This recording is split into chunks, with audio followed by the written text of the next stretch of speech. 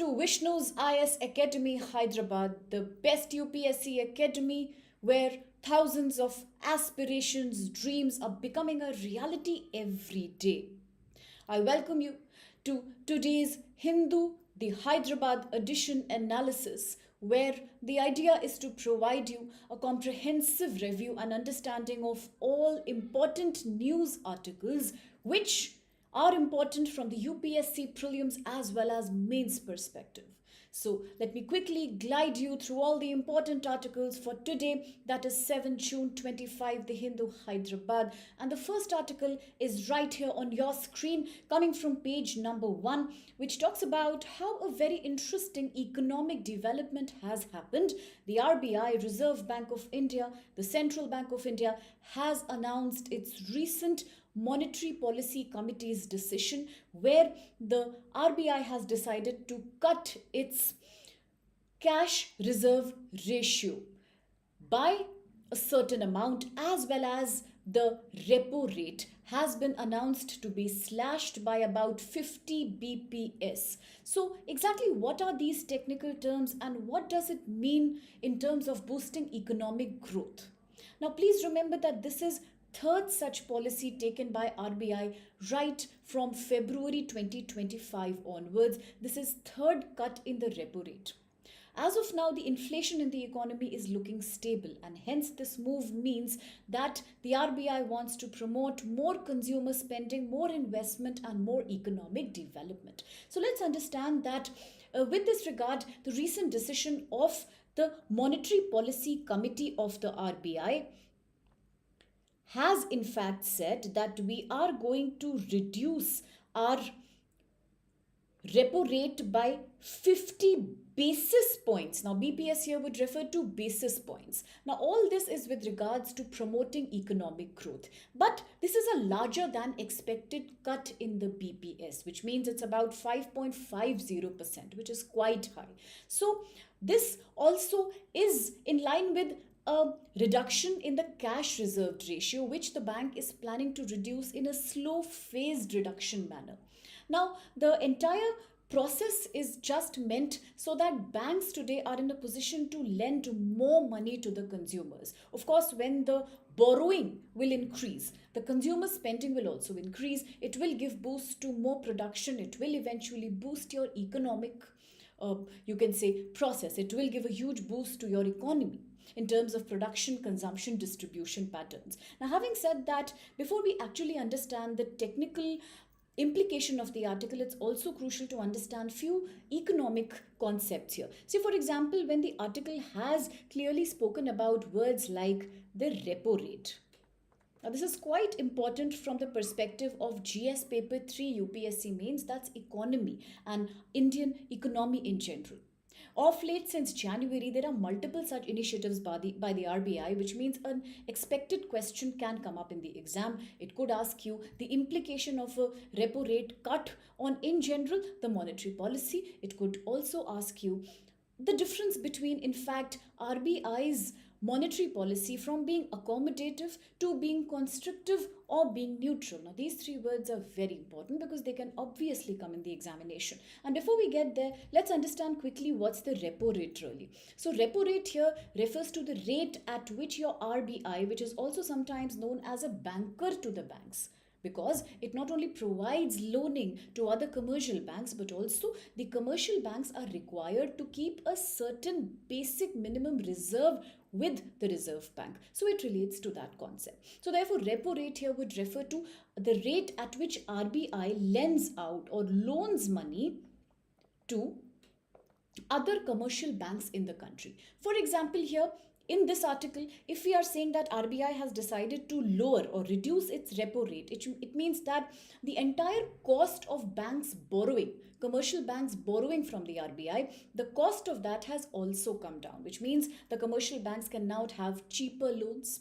It could also mean that, yes, there is more borrowing, there is more lending to the consumers, and hence all of this eventually stimulates consumer spending. If you have more liquidity, if you have more money at your disposal, you will spend more on consumer goods and utilities. And eventually, this also enhances your supply side, that's your production. So, therefore, all this is to boost economic activity. A very related concept. I'm writing here commercial banks so that you know that we are referring to RBI's loaning to the commercial banks. Now, in that regard, let's also quickly understand then what would we mean by the cash reserve ratio, a very important concept covered by the article. The CRR, therefore, is a fixed portion of banks, any commercial bank's total deposits that are to be mandatorily kept in reserve or cash with the Reserve Bank of India. It's almost like a security deposit. So when the article is saying that the CRR has been lowered, it means that more funds are now being released for other commercial banks to lend to the consumers. Therefore, what happens? In general, in the economy, the liquidity rises, okay? So the disposable income of the consumers and liquidity will increase. Again, this would stimulate economic activity. So with this in mind, all these initiatives taken by the RBI right now have been termed by this article as a neutral monetary policy of the RBI, slightly different from a more accommodative policy which it had maintained in the earlier part of financial year 2025. So with regards to this, it's quite important to know for the exam the real difference between an accommodative monetary policy where the government is readily pumping liquidity in the system, as opposed to this is a more constrictive or a more controlled monetary policy where the government is keeping a tight, or the RBI is keeping a tight control on the liquidity or money flow in the economy to control inflation. And then of course you have a neutral monetary policy. Now this article here points out to this initiative by the RBI as a rather neutral monetary policy decision. So keep these terms in mind, because in general questions are either based on this concept or they would ask you the implication of any such cut in the cash reserve ratio or in the repo rate. So these simple questions are quite expected, and that's exactly what the article is talking about. The article also says that keeping in mind this vision of RBI, the government is also estimating that the real gross domestic product, that's the GDP growth for the financial year 2025 and 2026 will be approximately about 6.5%, as was estimated in the earlier part of this year. Now this article also touches upon two other concepts. One, of course, is the consumer price index, and the other in general is about the supply side or demand side inflation. Technical economic terms, we shall take a separate session perhaps and deal with all these microeconomic definitions.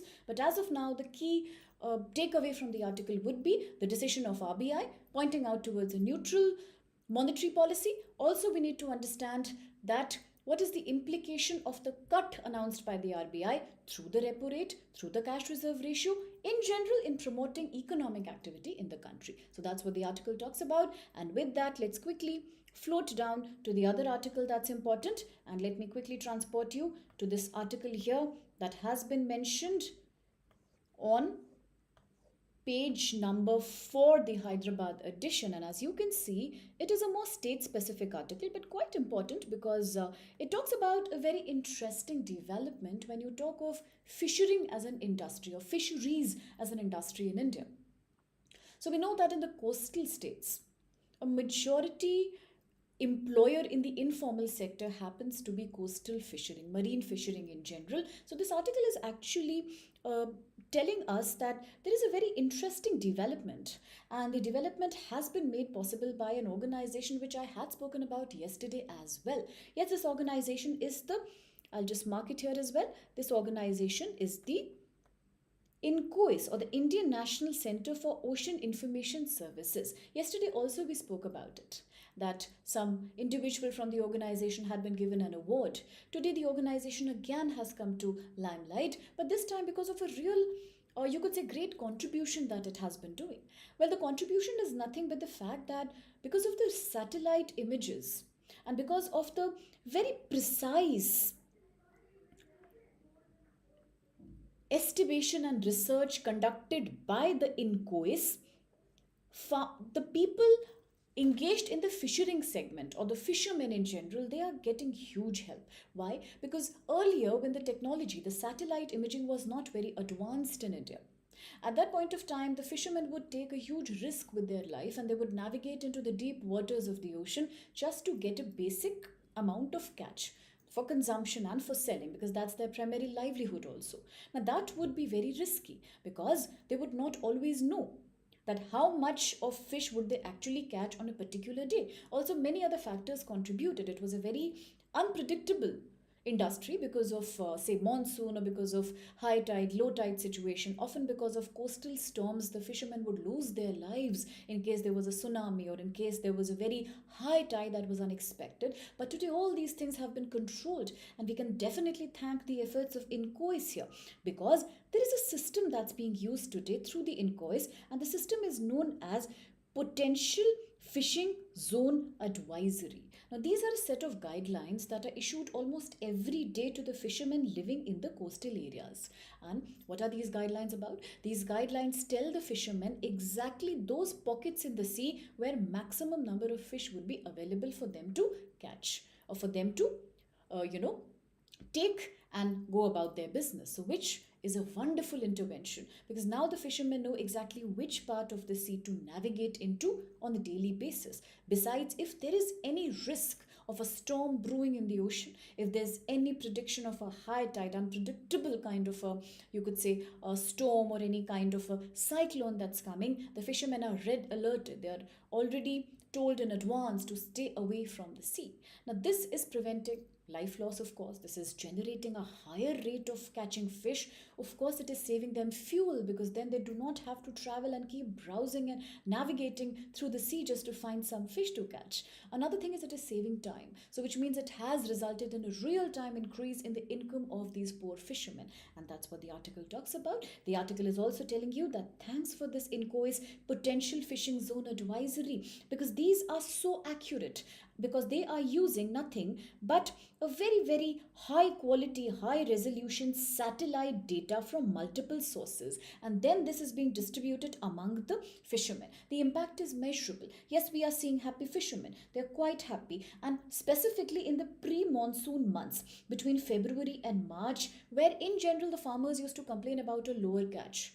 They would say that very less fish have been caught, which impacts their business and livelihood majorly. Now, that problem is getting averted, because the seasonal variation in the availability of fish is also being predicted through the PFZ, what I just called as the Potential Fishing Zone. The study is also saying that this satellite imagery is also taking care of certain other issues, such as plankton prey. For example, where more plankton are available. Plankton are the green color sea, tiny organisms which the fish eat. So when the satellite is telling you where more plankton is available, naturally the fishermen would know that here there is more availability of fish in general, and hence they can direct their hunting efforts in that particular area. So all in all, the article is giving a huge thumbs up to this initiative by the INCOIS. It is also saying that it's only because of such initiatives that today the value of village specific landing data has also increased. For example, for different coastal villages, a different kind of customized data is available, and therefore we could further refine this concept of issuing advisories. We could further make it more regular. We could continue this definitely, because it is taking care of not only saving so many lives, averting environmental disasters, but also it is taking care of farmers who are dependent on the primary economy. They are dependent on fishing as their main source, and hence the article just gives a huge round of applause to this initiative. And now let me quickly take you to the main editorial page, where most of the important articles for the day have been housed. And here we can see on the editorial page itself the first most important article, which talks about something as crucial as water management in India. Now, this article is clearly talking about three things in general. Let me tell you the context, and then we'll proceed with the detailed points. Now, the most important thing that the article deals with is problems related to, or challenges with, India's water management policies and practices. These challenges are emanating from basic facts such as overuse of groundwater for irrigation, for agriculture in general, or for domestic consumption. This depleting groundwater, specifically in targeted states of northwest India, is causing a huge problem. Our aquifers are drying up. There is no more availability of clean water for agriculture or for domestic use. That's one aspect of the article. Another and the more important aspect of the article is that Today, as the United Nations is declaring 2025, now this is very important for you. 2025 has been declared by the United Nations as the International Year for Glacier Preservation. Also, UN is saying that the 2025 to 2034, these 10 years in general, are a time when we will celebrate action on cryospheric science. What is cryosphere? A word that you will find often used in this article. Cryosphere means all the frozen water on the earth. We could talk about glaciers, we could talk about snow caps, we could talk about frozen lakes, glacial lakes, alpine lakes in general. So all these are very important. You might have often heard in the news about glacial melting. You might have heard about the melting of the mountain snow. Yes, we know it is dangerous because it can cause flooding and it can cause disasters, but this article is giving you a very new picture on this problem. The article in fact says that you cannot see cryosphere like glacier and ice cap or mountain snow as just the cryospheric component or frozen water component. Can't we understand a simple fact that this is also a reservoir of water? This is fresh water which is reserved and preserved as snow in the winter months, and in the summer months when the temperatures are increasing, this is the same water which is slowly and steadily being percolated down the rivers and streams. And hence, it is the very water which is supplying water to our river systems and our lakes, which people are using so much for consumption. So this is a very important reservoir there. But today, sadly, the problem is that we are unable to understand that all these are a part of the same problem. We cannot have a piecemeal approach to the problem of water management. Or what is a piecemeal approach? For example, today in India, we would deal with the cleaning of river basins as a separate problem. Maintaining of dams, silting of dams as a separate problem. We would take care of coastal water management as a completely different problem, marine pollution as a different problem, and of course we would take care of glaciers and snow caps as a very different problem. But that's called a piecemeal approach, which is bad. It's unsystematic, it is very outdated now. We do not need it today. Today, as we celebrate the International Decade for Taking Action on Preserving Glaciers, we must understand that whether it is the snow that is on the mountain, whether it's a huge glacier, or whether it's a snow cap, whether it's a fresh river, or whether it's ocean at the end of it, all these are integrated. All these are related to each other. So we do not need a broken approach. We need another new approach, a revolutionary approach, which this article has called as the S2S approach. So let me quickly talk about the S2S approach. As per the article, S2S approach would mean source to sea approach, where snow in the mountain and the water in the ocean are all the same thing. They are a part of our hydrosphere, whether it's frozen or whether it's flowing. Because if you take care at the source, if you take care of water, if you make it clean, if you preserve it, if you ensure that the ecosystem is preserved on the mountain, it will take care of clean, good quality water in the ocean. But if you do not preserve the water in the glacier or in the mountain, that would eventually flow as the same water and further go and pollute our oceans. So today the revolutionary need is to follow an approach that I'll write here, and this approach is nothing but the S2S approach. This is the heart of this article, the S2S approach. And now let me quickly, in a very comprehensive way, guide you through some more points. So let's understand that, as I told you, that, say for example, March 21 was the World Day for Glaciers. We all know that. That's quite important. But more important is to always remember that 2025 to 2034 is what? It is the decade in which we shall take action to prevent and to protect our glaciers. Okay, so almost like a decade devoted to glacier management. Also, please do remember that yes, 2025 is the international year. For what? International year for glacier preservation. So I do feel this is very, very important in GS paper 3. It could definitely come in the exams because 2025 is the very year for glacier. Okay? So international year for glaciers. So therefore you need to understand the S2S approach here clearly. You also need to understand the importance of preserving mountain glaciers and frozen water, cryosphere. Okay, so please remember the word cryosphere. Okay.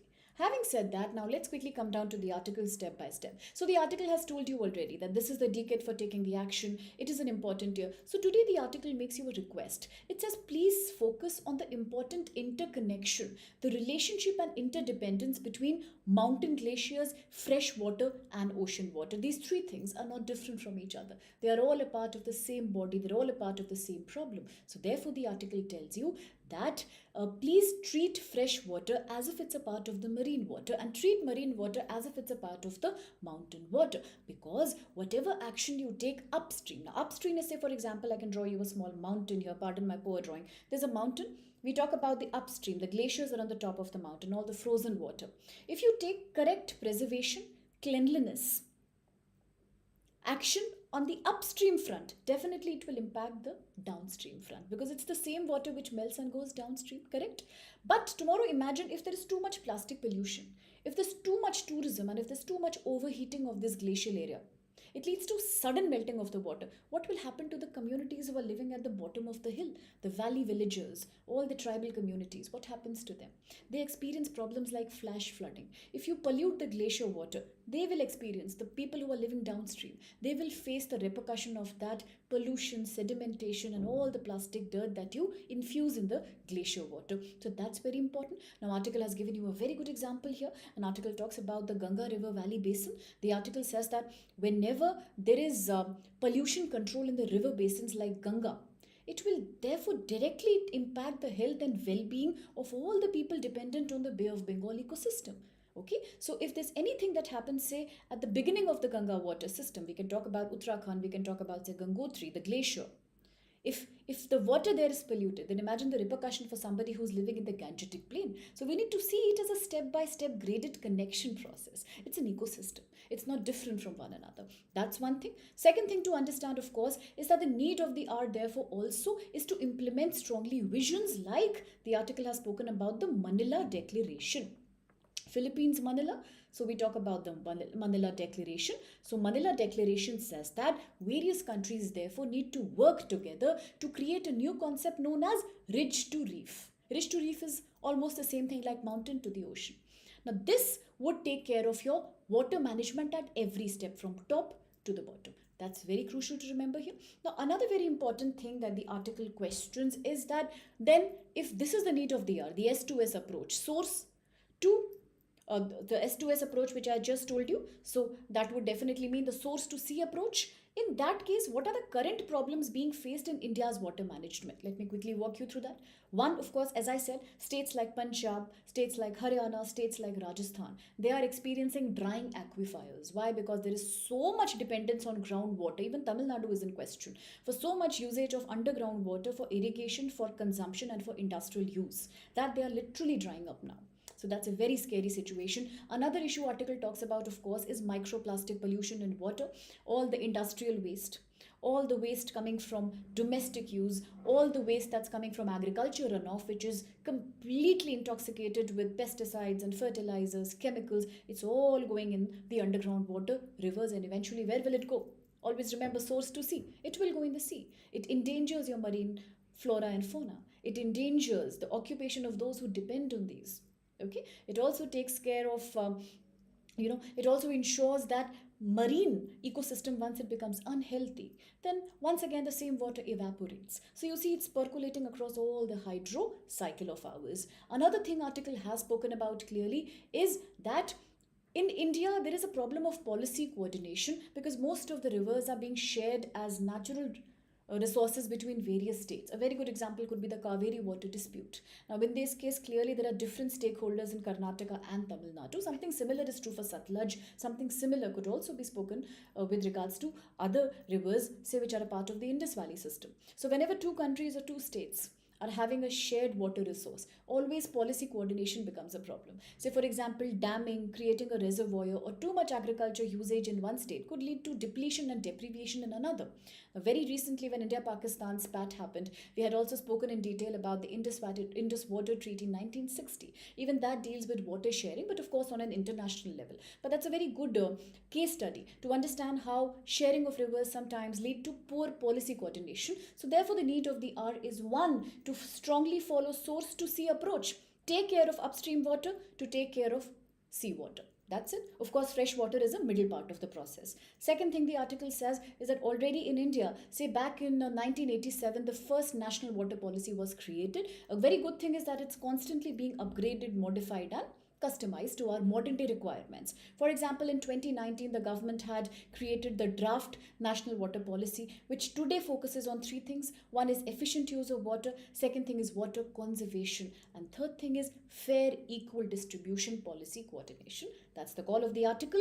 And with this, let's quickly glide down to the other article on the same page, editorial page, quite important. This talks about maintaining India's progress in food safety standards. The title is very self-revelatory. So you would have understood that yes, we are talking about the standards of food security and adulteration. Yes. But the article is giving a slightly new overtone to the very age-old topic. Okay. So what does the article say? Article is just trying to say that as we celebrated the World Food Safety Day 2025, that is June 7, it is coming with a theme called Food Safety Science in Action. So this is a very good reminder. It's a very good moment and an opportunity to just have a very brief look at what are we doing as a country when it comes to food safety standards. So what the article is telling you is that there is a very good thing that has happened.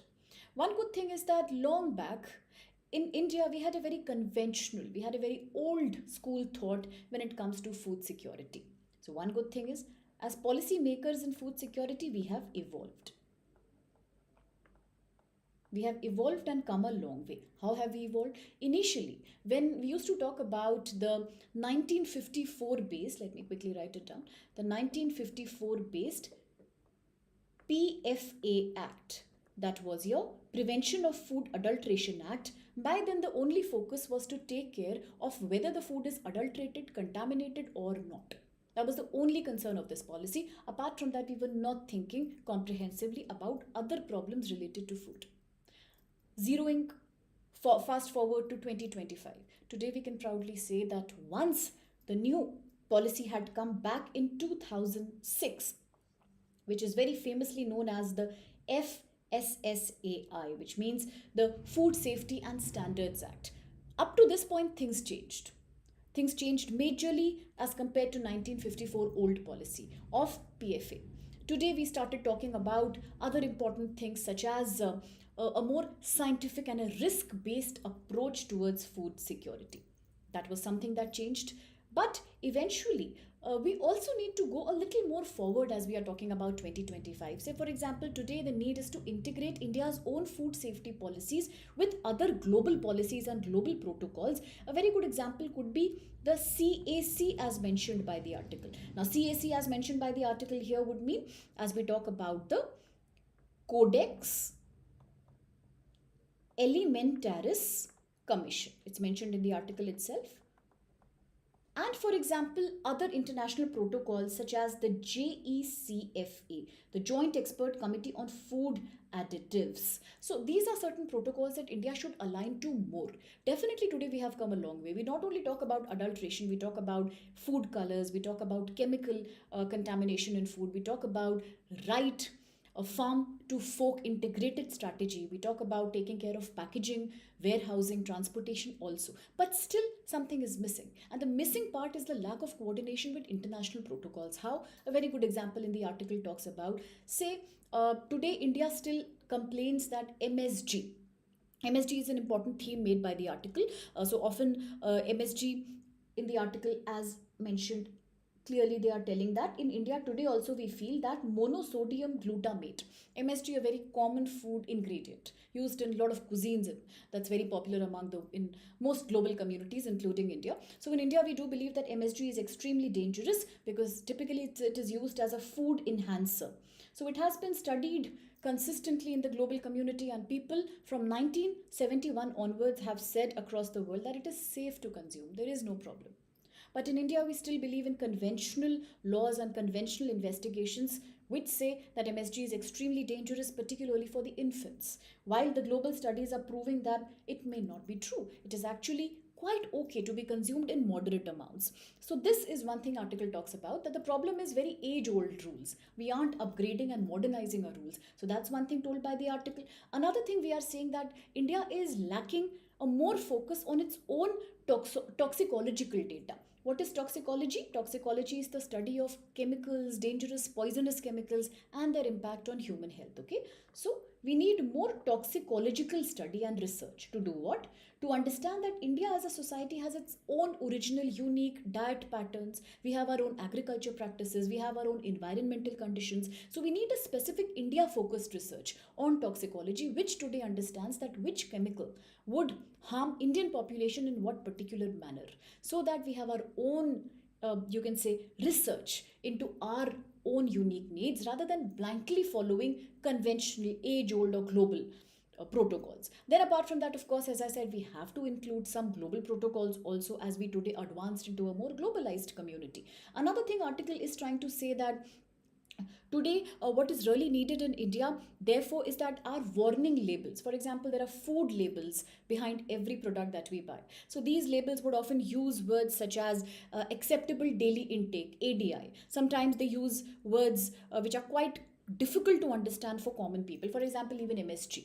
Okay, so these are certain words, even for that matter, the maximum residue limits, MRL.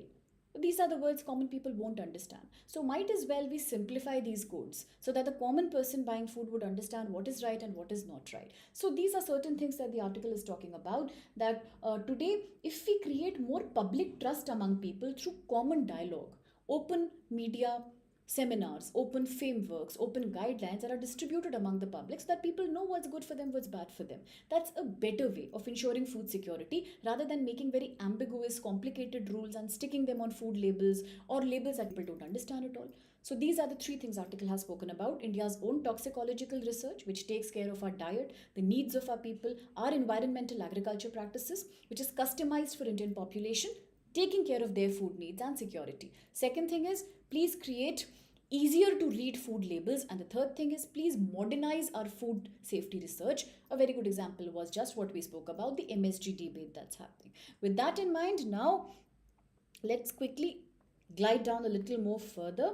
And going further, there is this last article for the day, which as a quick comprehensive glance we should know a little bit about. And now this article is just telling us that how a lot of boats and a lot of cargo ships have been sinking in the seas, specifically near the coastal areas. Say for example, recently when on May 25th 2025 a container ship had sank on the coast of Kerala, a lot of people were rescued from there. But the real problem is that whenever such ships are sinking, what happens to the residue?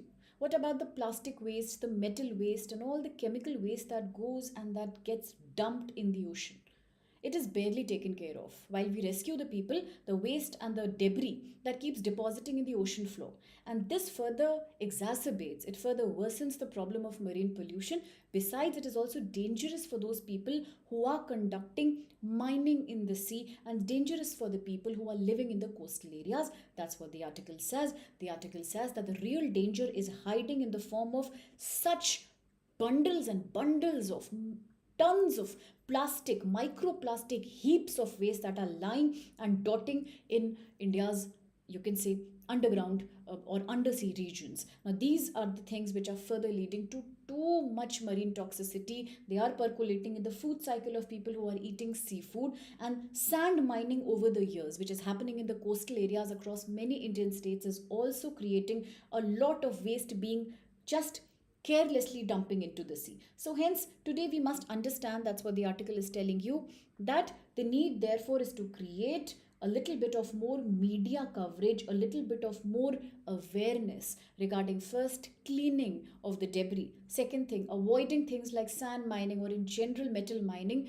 which is contaminating the sea so badly, plus also taking care that plastic pollution is dealt with in a more sophisticated, in a better manner to protect the life and livelihoods of people who live in the coastal communities. So with that, we are mostly done with today's the Hindu Hyderabad edition, and these are the most important articles which go directly into your GS paper 1, 2 and 3. A very good suggestion from my end would be that whenever we read articles like this, please pick up the points and relate them to the syllabus of your UPSC mains. Say for example, today if we talk about plastic pollution in the sea, it's very crucial that we relate this to certain other acts like India's solid waste management rules, India's plastic waste management rules. Of course, we need to take into account other climate protocols that India is following. Or for that matter, we study the MSG debate in food. So it's crucial to understand the FSSAI in India. It's very important to understand how it changed the earlier existing protocol that was existing in 1954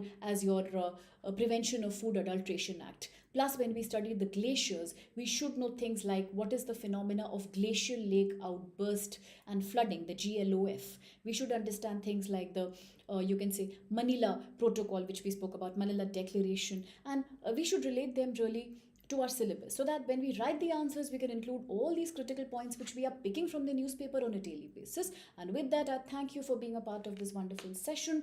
Please subscribe, please like, please follow us, all our initiatives here at Vishnu IAS, where we make your dreams come true. Thank you.